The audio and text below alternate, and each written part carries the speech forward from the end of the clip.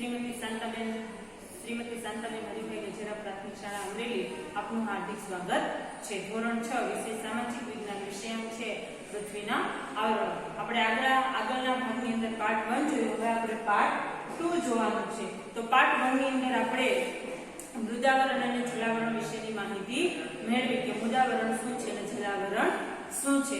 તો પૃથ્વી જે એક ગ્રહ છે, તો બધા ગ્રહોમાંથી પૃથ્વી એક જ ગ્રહ એવો છે કે જેની પર હવા, પાણી અને ઓક્સિજન છે એ પૂરતા પ્રમાણમાં છે, જે પૃથ્વીને મળેલી અમૂલ્ય ભેટ પણ ગણાવી શકાય છે। તો આ પૃથ્વી ઉપર 4 આવરણો આવેલા છે, એમાંથી આપણે 2 આવરણો વિશેની માહિતી છે આગળના વિભાગની અંદર, આગળના પાર્ટ 1 ની અંદર આપણે જોઈ।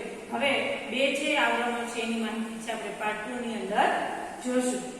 તો કે વાતાવરણ, તો કે પૃથ્વીની સપાટીની આસપાસ 800 થી 1000 કિલોમીટર સુધીની ઊંચાઈ સુધી જે આજુબાજુનું વાતાવરણ વીંટળાયેલું છે એને વાતાવરણ તરીકે ઓળખવામાં આવે છે। તો આ જે વાતાવરણ છે એની અંદર ઘણા બધા તત્વો છે ભરેલા જોવા મળે છે। તો કે એ વાતાવરણની અંદર શું છે, તો કે પાણીની વરાળ છે, ધૂળના રજકણો છે, ઉલ્કાકણ છે, ક્ષારકણ છે તથા સૂક્ષ્મ જીવજંતુઓ આ વાતાવરણની અંદર આપણને જોવા મળે છે। અને આ વાતાવરણ છે એ 800 થી 1000 કિલોમીટરની ઊંચાઈ સુધી એ પૃથ્વીની આજુબાજુ છે વીંટળાયેલું આપણને જોવા મળે છે। અને એની અંદર આવા ઘણા બધા તત્વો છે એ વાતાવરણની અંદર રહેલા આપણને જોવા મળે છે।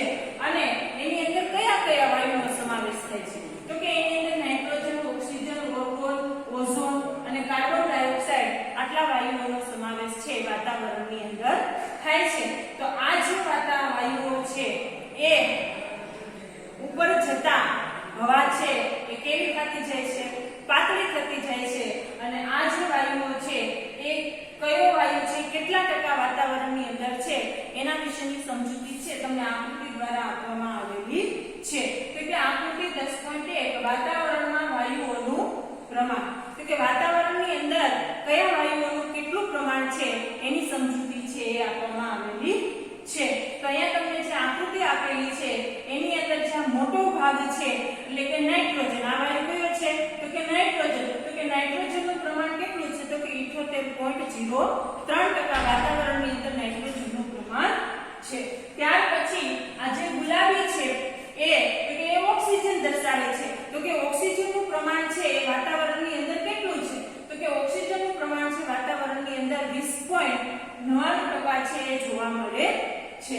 જ્યારે જે આ ઓર્ગોન વાયુ છે જે ઓરેન્જ કલરનો, તો એ વાયુ છે એ કેટલા ટકા છે વાતાવરણની અંદર, તો કે 0.94% છે વાતાવરણની અંદર જોવા મળે છે।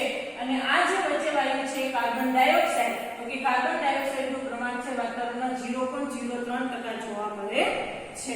અને અન્ય વાયુઓ છે એ આપણે જોઈએ કે સફેદ, તો કે અન્ય વાયુ છે એ 0.01% છે આપણને જોવા મળે છે। તો વાતાવરણની અંદર સૌથી વધારે જો કોઈ વાયુ હોય તો નાઇટ્રોજન જોવા મળે છે કે જે 78.03% છે એનું પ્રમાણ છે જોવા મળે છે। તો આમ આપણે ઉપર જતા હવા છે એ પાતળી થઈ જાય છે અને ઉપર જતા જે વાયુ છે એ માત્ર હાઇડ્રોજન અને હિલિયમ જેવા વાયુ છે જે હલકા વાયુ છે એ આપણને જોવા મળે છે। અને જે ઓઝોન વાયુનું પ્રમાણ છે એ સાવ ઓછું જોવા મળે છે। ત્યાર પછી આવે છે 0.2 વાતાવરણમાં વાયુઓની ઊંચાઈ, તો કે કયા વાતાવરણે કેટલી ઊંચાઈએ કયો વાયુ છે આપણને પ્રાપ્ત થાય છે અને કયો વાયુ છે આટલા ઊંચાઈએ જતા એ વાયુ છે આપણને મળતો નથી, તો કે 0 કિલોમીટર એટલે કે 20 કિલોમીટરથી ઉપર જતા કાર્બન ડાયોક્સાઇડ વાયુ છે આપણને જોવા મળતો નથી, કારણ કે એ વાયુ છે એ ભારે વાયુ છે કે ઉપર જતા એ જોવા મળતો નથી। જ્યારે 20 થી ઉપર કાર્બન ડાયોક્સાઇડ જોવા નથી મળતો, 110 કિલોમીટરની ઊંચાઈ પછી આપણને ઓક્સિજન વાયુ છે એ મળતો નથી, એની જે માત્રા છે એ ઘટતી જાય છે। અને 130 કિલોમીટર પછી નાઇટ્રોજન વાયુ છે આપણને એનું જે પ્રમાણ છે એ ઓછું જોવા મળે છે, જેથી ઉપર જતા હિલિયમ અને હાઇડ્રોજન જેવા હલકા તત્વો એટલે કે હલકા જે વાયુઓ છે એ આપણને જોવા મળે છે। આમ ઓઝોન વાયુનું પ્રમાણ છે એ ઓછું છે। શા માટે, તો કે ઓઝોનનો વાયુ ગણવામાં આવે છે. શા માટે? તો કે એ જે સૂર્યના જલદ જે પારજાંબલી કિરણો છે એનું પરાવર્તન કરી અને સૂર્યની પ્રચંડ ગરમીથી પૃથ્વીને બચાવે છે. અને આ વાયુ છે એ સવારે જ્યારે તમે સમુદ્ર કિનારે કે નદી કિનારે વહેલી સવારની જે સમય છે એ સમયે તમને સમુદ્રના કિનારેથી અથવા નદી કિનારેથી આ વાયુ છે એ આપણને પ્રાપ્ત થઈ શકે છે. અને એ સ્વાસ્થ્યવર્ધક પણ ગણવામાં આવે છે. અને સૂર્યપ્રકાશ, તો કે જે સૂર્યપ્રકાશ છે એ સીધો આપણે ક્યારે એવું નથી જોયું કે એકાએક અંધારું થઈ ગયું અને એકાએક અંજવાળું થઈ ગયું. તો આજે એકાએક અંધારું નથી થતું ને એકાએક અંજવાળું નથી થતું, એમ જેમ સૂર્યાસ્ત થાય છે ત્યારનું જે વાતાવરણ અને સૂર્યોદય થાય છે એટલે કે ઉષાકાળ અને સંધ્યાકાળનું જે વાતાવરણ છે, વાતાવરણ રજકણોને આભારી છે. કોને? તો કે રજકણોને આભારી છે. કેવી રીતે? તો કે રજકણો છે એ વાતાવરણની અંદર ઘણા બધા પ્રકારના રજકણો છે એ છે એના કારણે ધીમે ધીમે અંજવાળું થાય છે અને ધીમે ધીમે અંધારું થાય છે. તમારે એક પ્રયોગ કરવો હોય તો તમે કરી શકો. તમને ખ્યાલ આવે કે રજકણો છે એ આપણે નરી આંખે નથી જોઈ શકાતા, કારણ કે પવન છે ને આપણે નરી આંખે, વાતાવરણ વાયુ છે ને આપણે નરી આંખે જોઈ શકતા નથી. અને એ નરી આંખે નથી જોઈ શકતા અને એ સ્વાદ રહિત છે, ગંધ રહિત છે અને રંગ રહિત છે. એનો કોઈનો રંગ નથી, એનો કોઈ સ્વાદ નથી કે એનો કોઈ આકાર નથી, પરંતુ એક પારદર્શક છે કે જેને આપણે જોઈ શકતા નથી. તો તમે એક ઓરડો આખો બંધ કરી દેવાનો અને ઓરડાની એક બારી છે, સૂર્યપ્રકાશ આવતો એની સામે બારી છે એ થોડી ખુલ્લી રાખવાની. ત્યાંથી જે પ્રકાશ આવે છે એ પ્રકાશની અંદર તમે જોશો તો તમને ખ્યાલ આવશે કે વાતાવરણની અંદર ઝીણા ઝીણા કેટલા બધા રજકણો હોય છે કે જે આપણે ગણી શકીએ નહીં. તો આવા રજકણોને આધારે સૂર્યપ્રકાશ છે આપણને રેલાતો જોવા મળે છે. અને ત્યાર પછી અવાજ, તો કે અવાજના માધ્યમ, વાતાવરણના માધ્યમથી આપણે અવાજ છે એ સાંભળી શકીએ છીએ. તો કે અવાજના જે મોટા મોજાઓ છે અને જે પ્રકાશ છે એના કારણે અવાજનું પરાવર્તન થાય છે અને એના આધારે આપણે રેડિયો અને દૂરદર્શનનું માધ્યમ છે એ ઊભું કરી શક્યા છીએ. અને તેથી રેડિયો અને દૂરદર્શન છે એ આપણે જોઈ શક્યા છીએ. અને વાતાવરણની અંદર ઘર્ષણ થાય છે માટે ઉલ્કા છે એ સળગી ઉઠે છે. કેવી રીતે? તો કે આપણે ઘણીવાર અગાશી પર સૂતા હોય ત્યારે આપણને એમ થાય છે કે તારો ફેરો, પણ હકીકતમાં તારો ફેરો નથી હોતો. પણ અવકાશની અંદર એવા અવકાશી પથ્થરો છે અથવા તો એવા જે ઉલ્કાઓ છે એ ખરે છે, પણ વાતાવરણની અંદર જે ઘર્ષણ થાય છે એના કારણે એ સળગી ઉઠે છે. અને આ જે વાતાવરણ છે એ કુદરતી ઢાલ છે એવું માનવામાં આવે છે. ત્યાર પછી આવે છે જીવાવરણ. તો કે જીવાવરણ એટલે શું? તો કે મૃદાવરણ, જલાવરણ અને વાતાવરણને જે આભારી છે એ ત્રણેયનો જે સંગમ છે એને જીવાવરણ કહેવામાં આવે છે.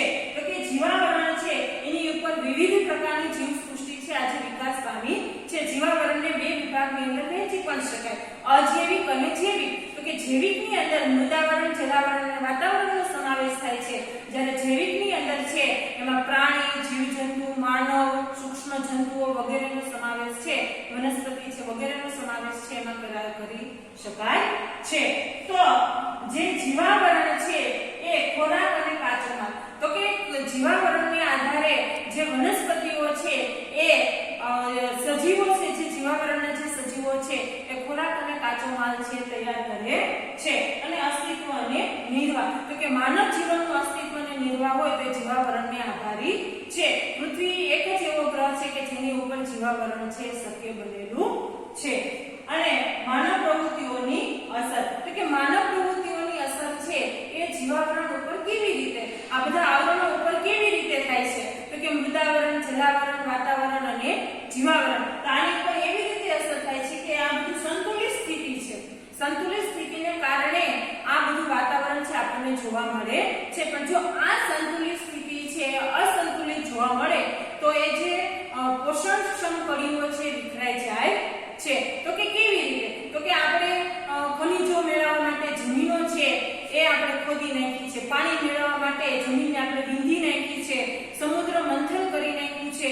તો એના કારણે આપણી જે જમીનની અંદર જે પોષણ ક્ષમતા છે, રાસાયણિક ખાતરોનો આપણે ઉપયોગ કરી અને જમીનની અંદર છે એ આપણે એની જે પોષણ ક્ષમતા છે એ ઘટાડી નાખી છે.